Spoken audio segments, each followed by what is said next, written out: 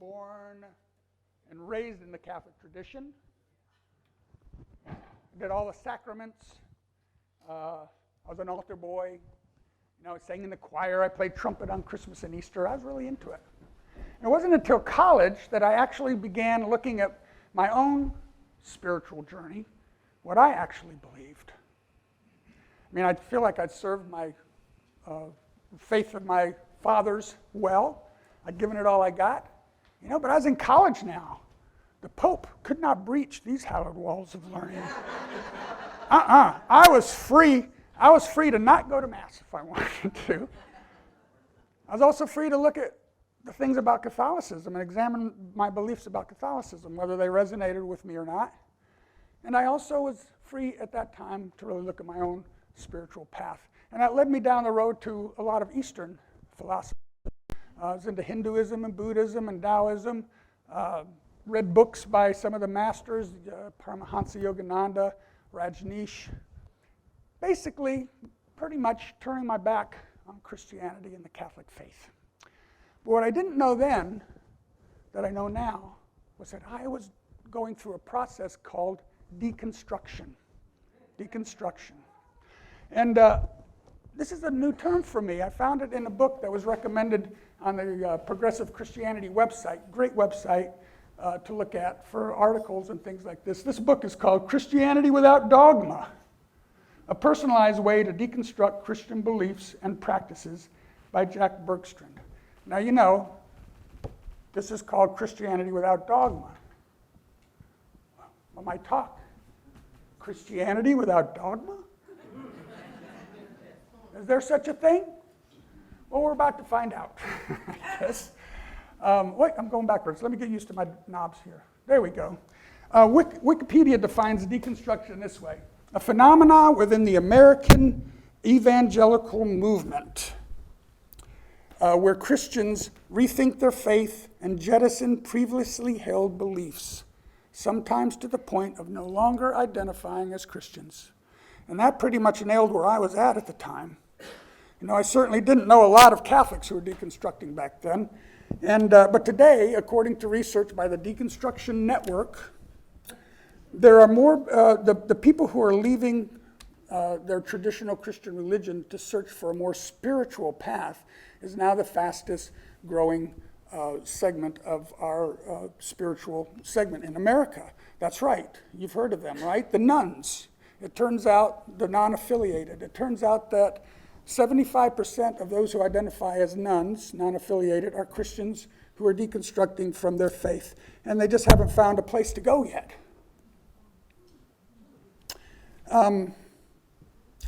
Deconstruction has also been called de-churching, if you've heard that, de-churching. So there's a book out now called De-Churching: Who's Leaving, Why They Are Going, and What It Will Take to Bring Them Back. And it was written by two evangelical ministers. And listen to this staggering, listen to this staggering statistic. More people have left the church in the last 25 years than all the new people who became Christians during the First Great Awakening, the Second Great Awakening, and the Billy Graham Crusades put together, combined. More people have left Christianity in the last 25 years than who came to Christianity through the First, Second, and Billy Graham Crusades. Billy Graham came up during Ronald Reagan and basically defined Christianity for that time for us. Now, deconstruction isn't a bad thing. This really puts into perspective the scope of what's going on in the evangelical movement, and it's also the churches are noticing, and they're starting to take action. Because deconstruction isn't a bad thing. In fact, Jesus himself could be accused of being a deconstructionist, right? He was always urging his followers to rethink their Jewish faith, to rethink past the laws, the letter of the laws, to rethink past the caste system that puts some people above the others. He said that he said that the love fulfills the scriptures, not the letter of the law. And he also said, I have not come to bring peace but a sword. And I always wondered about that scripture. Could it mean that he meant his sword was deconstructing the Jewish faith? It's possible. So chances are, okay, somehow, that you know a friend or a family member who's thinking about deconstructing their faith. And it doesn't have to be Christianity. You can be deconstructing any faith, Judaism or Hinduism, or is already deconstructing, and maybe they don't even know it, just like I was. And chances are, too, that unless you were born and raised in unity, and you're here today, you're most likely deconstructing. Now, I have the honor of giving my Path to Discovery class, and I've experienced over the past 10 years, that's for new members, that the people that come through our doors and the people who want to become members have their own deconstruction story of why they're here, leaving their past, the religion of their fathers, and looking for a religion for their sons, and looking for a more spiritually based faith that gives them the freedom to think what they want to think on. So what I've said so far, I'm wondering, how many of you consider yourselves deconstructing Christians? Raise your hands. Wow. Look around. Welcome home. Welcome home, y'all. So why are Christians deconstructing? Why? So here's 5 reasons. The top 5 reasons Christians are deconstructing.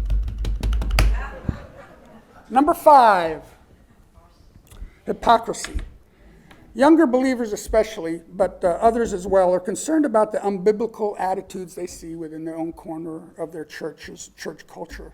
Misogyny, racism, political tribalism, lack of interest in social justice. And when they express these concerns or try to advocate for change within their church, they find that they're either ignored, rebuffed, or they're told, maybe you prefer a different kind of church. Church lady. Maybe you'd like to go somewhere else. So that's one reason. Number 4, closed systems. Okay, so most Christian churches today are what social sciences would call a closed system. And that means that closed systems have little ability, if any, to change over centuries. And dogma is one of the reasons. It's the root of the stagnation, because evangelical leaders claim that their dogma comes from an unchanging, dogmatic God. And with that claim, how can you change? They've painted themselves into a corner. And many Christians today, especially the younger generations, are finding it difficult to relate to first century dogmatic beliefs in the 21st century. Number 3, I hesitated about this one, but it's in the book. Right-wing conservatism, I thought, basically right-wing conservatism is fueling the increasing momentum of the deconstruction movement. You see, when politics and religion team up, it quickly just becomes a business of exploiting its members for money, for power, and for votes, of course. And the most important thing is when politics and religion get mixed up, and we've seen this happen in the last 10 or 15 years, political values such as abortion, homophobia, anti-gay marriage, gender rights, even book burnings, they become labeled as Christian beliefs because they're so closely tied together. And this is the thing. Christianity is losing its moral compass as a result. I'm a Christian. Does that mean I'm supposed to hate gay people? Or, it's confusing for them, and it's causing them to look elsewhere. Number 2, Bible inerrancy. This is believing that the Bible is the Word of God. Every word is true. And, you can believe the Bible is 100% false, or you can believe it's 100% true. But 75% of us, from atheists to evangelicals, fall somewhere in the middle. They take what they want from the Bible, what resonates with them, and leave the rest. And this makes the Bible very difficult to defend. And a lot of Christians today are just basically avoiding the whole topic altogether. But then, the number 1 reason people are leaving, what? Drum roll, please. The title of this talk, it's about the subject of this talk, is Dogma. Dogma. Dogma is defined as a principle or set of principles laid down by an authority as incontrovertibly true. This is the problem with dogma, is that it's passed off as truth. Christian dogma relies a lot on the supernatural, unprovable, unverifiable beliefs. Original sin, right? What? Man calling one of God's creations sinful before it's even born? Who's ever heard of that? Vicarious atonement, virgin birth, parting the Red Sea, calming the storm, talking snakes, burning bushes, all that stuff.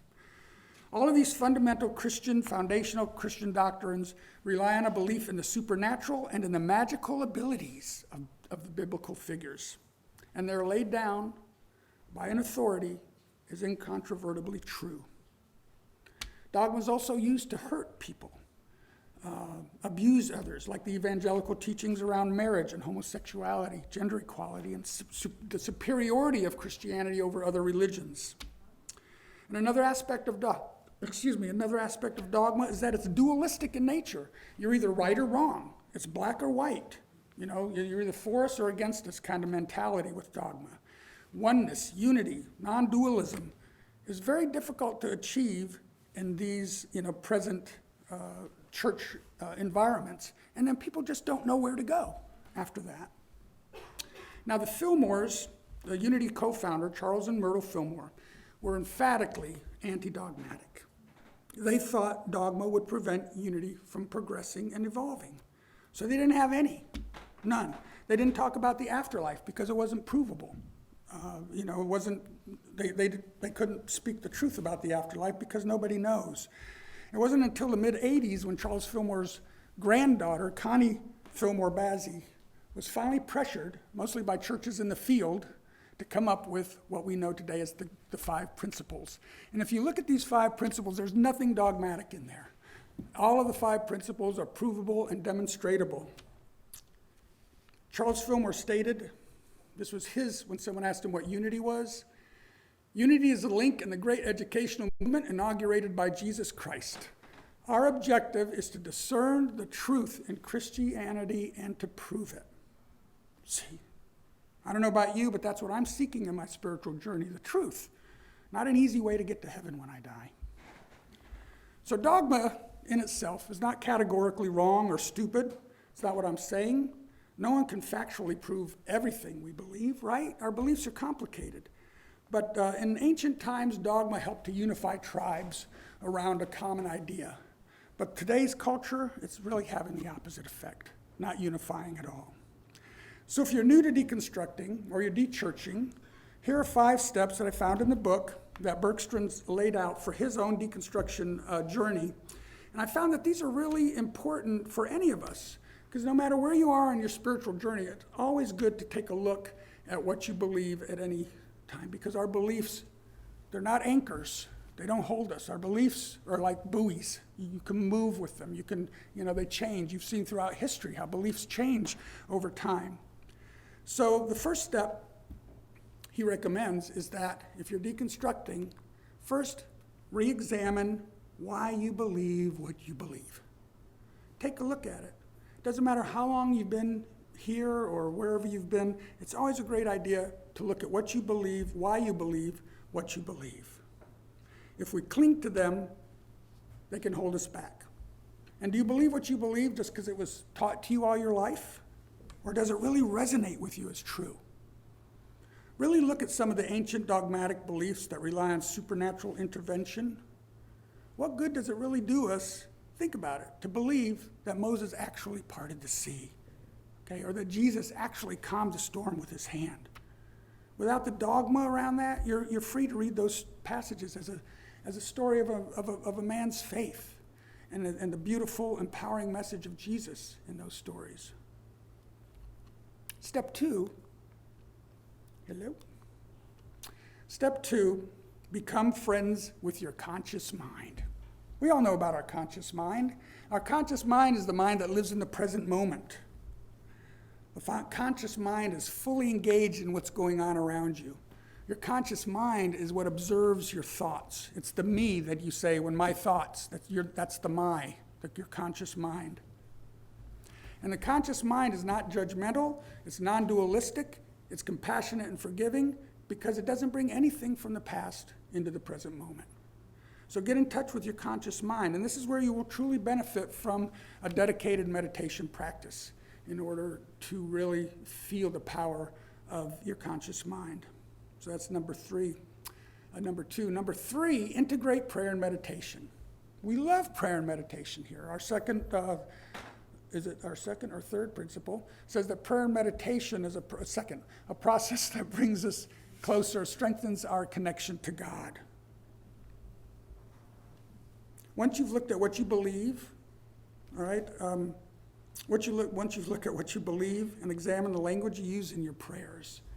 So you get established, this is what I believe. Now look at how you pray. Does your prayer language match your beliefs? This is very important in your prayers. And I realized that I was not praying according to what I believed. You know, if you don't believe God's a long-bearded man in the sky granting wishes to us, then don't pray, oh dear God, help me find a new job. You know, adjust your language to whatever you feel God is. Unity teaches the power of affirmative prayer. This is what's totally unique about Unity and New Thought. We use affirmative prayer, not a beseeching prayer. So if you're not familiar with affirmative prayer, I suggest you get the book, How to Pray Without Talking to God, by Reverend Linda Martella Whitsett. It's a beautiful book. It was life-changing for me, and it's available in our bookstore, How to Pray Without Talking to God, if you're not familiar with affirmative prayer and the power within that. And if you don't have a meditation practice now, I just really encourage you, 10 minutes in the morning, 10 minutes at night. Try to work that up to 30 minutes if you can. Paul and I have been meditating now for about 1.5 years, 2 years regularly, and it's so subtle. It's such a slow progression, but there is a progression, and it does work. You know, don't sit there expecting to get a revelation, but just watch your progress, watch your thoughts. After you've meditated for 3 or 4 weeks, look at what you're thinking about now, that kind of thing, and you'll definitely see progress. It's not quite as discouraging. Number 4, create a Christian moral compass. Okay, we have to kind of redefine what Christianity is about. Like, what does it mean to act like a Christian nowadays? First, we have to replace the political views that are becoming entangled in Christian ethics and focus on Jesus' priorities. Jesus' priorities were love, service, and personal empowerment. Focus on that message. Love was his greatest commandment. Service, directly related to his efforts to feed the hungry and heal the sick, and in all his teachings were meant to empower us to achieve the kind of spiritual status that he had. With love, service, and empowerment, these ideals, they're not constrained by dogma, right? And they're also can be validated by direct experience. And number 5, embracing life in the present moment. So we talked about that in the conscious mind. You've examined your beliefs. You become friends with your conscious mind. You've integrated prayer and meditation into your spiritual practice, and you've created the simple moral compass of love, service, and empowerment. And now we can take our attention off the 2,000-year-old dogma, release the fear of a fiery afterlife, and read the Bible as a book of incredible wisdom and culture, and see Jesus as a peer, not as a God. Embracing Christianity unencumbered by the shackles of the past, we can see that the heart of Christianity is not in the dogma. It's in the heart of Jesus' teachings, written on our hearts. Written on our hearts and minds. I forget I have a lav on, sorry. So everybody breathe. Yeah, I know, throwing a lot. Many of you have been attending Unity Renaissance for many, many years. Some of you were raised in Unity, and many of you, this is your first Unity church you've ever attended. But at some point in your spiritual journey, your desire for truth eventually superseded your fear of going to hell or leaving your religious comfort zone. And that's why you're here. This was me in my late 20s. I knew Catholicism had brought me as far as it could on my spiritual journey.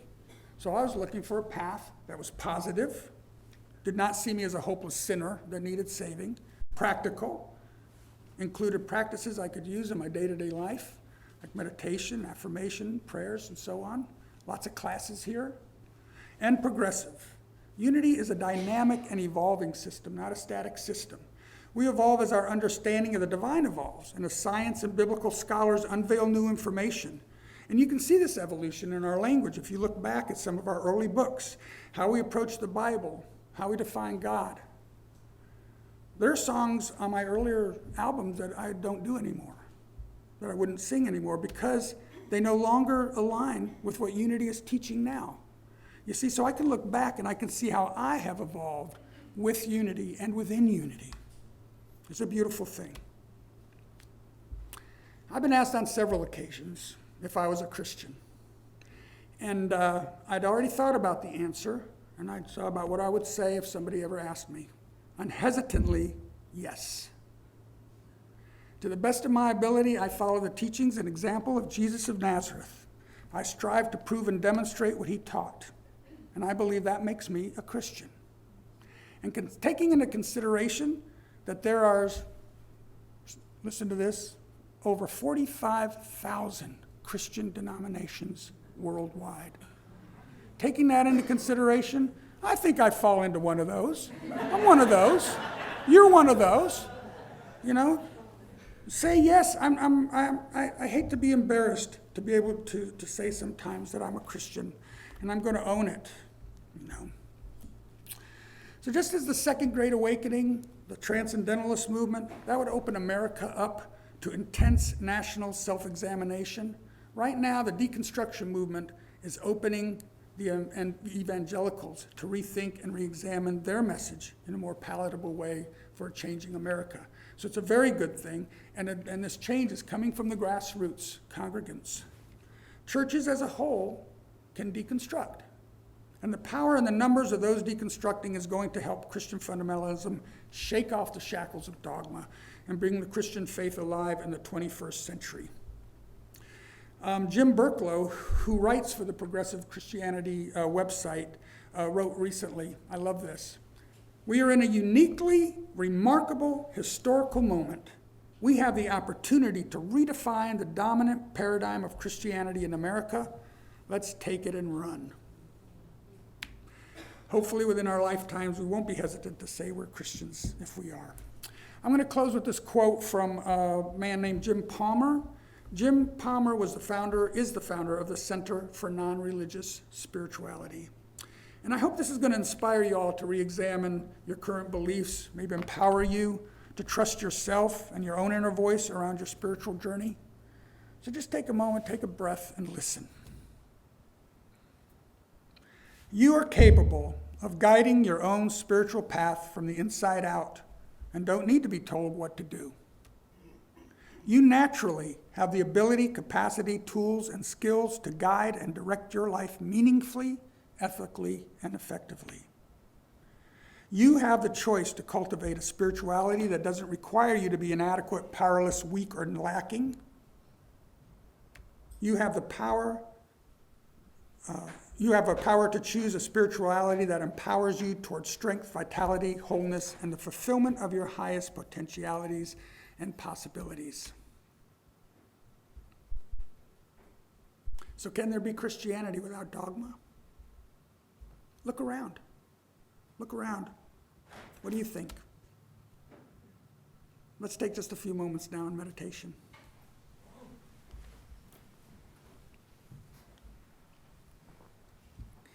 So close our eyes and know that when we close our eyes and take a breath and bring our attention into this moment, we're connecting to all of those around us, all those in this room. Our conscious minds are becoming one.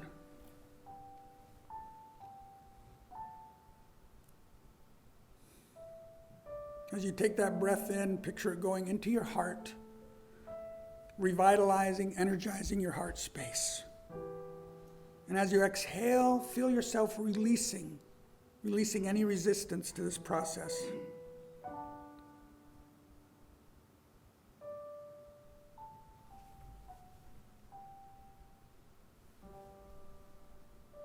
And as we activate that heart space within us, and we go deeper into our true being, just let these words be your words now. I am capable of guiding my own inner path. I have the ability to direct my life. meaningfully and ethically. I choose to cultivate spirituality that does not require me to be weak, powerless, or inadequate. I choose spirituality that inspires me, empowers me, and helps me fulfill my highest potential. Let's just take these statements into a few moments of silence together.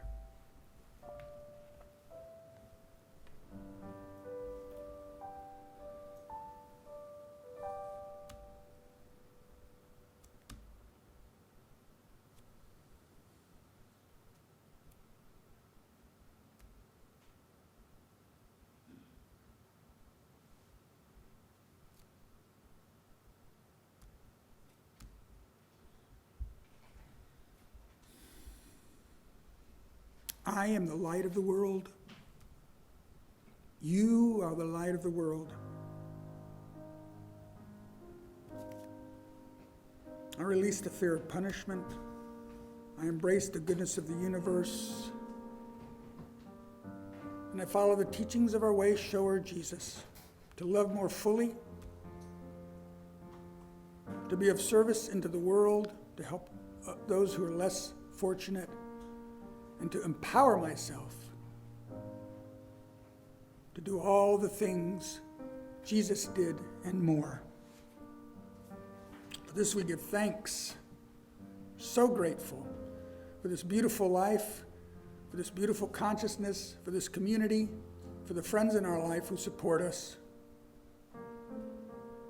We give thanks and say, and so it is. Let's say that together. And so it is. Amen.